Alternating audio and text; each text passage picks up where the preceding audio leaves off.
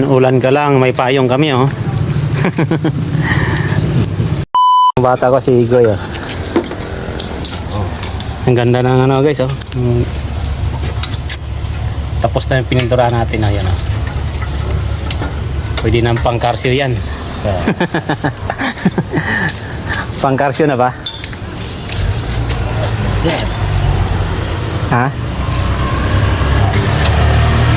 Ayos na oh. Malapit na.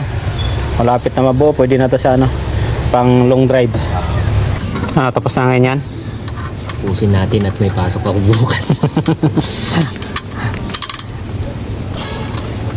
Hindi tayo matutulog pag hindi matatapos. Oo. Ang ganda ng ano, ang ganda ng cover oh. Kulay pula.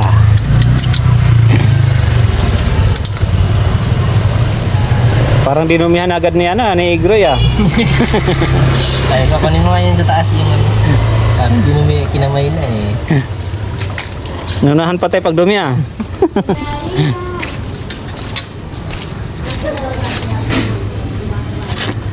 Mamaya guys, andar na to.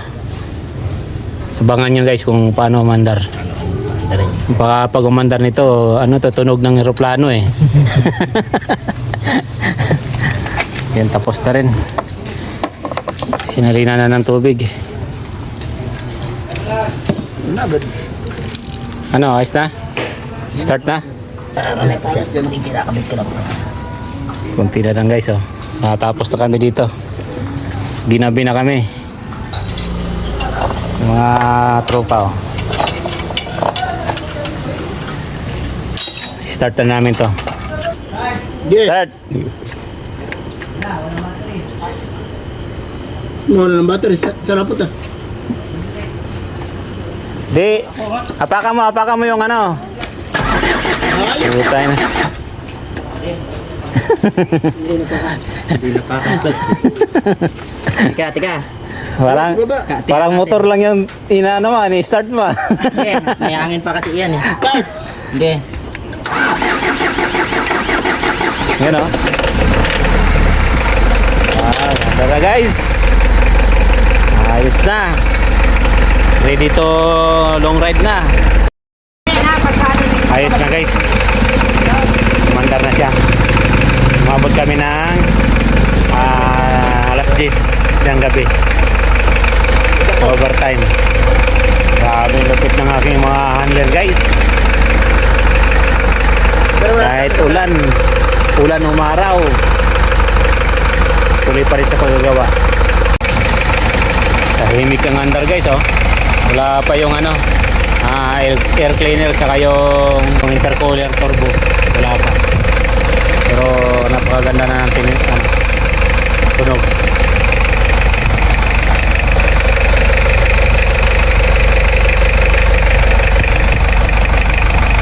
Kaya pagka magpapagawa kayo guys, dito kayo sa ano, puntakin nyo lang itong tropa natin.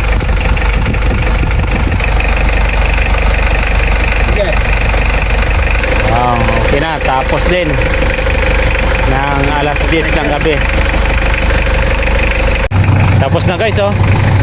Naabot kami ng alas 12 oh. Nabuo na rin.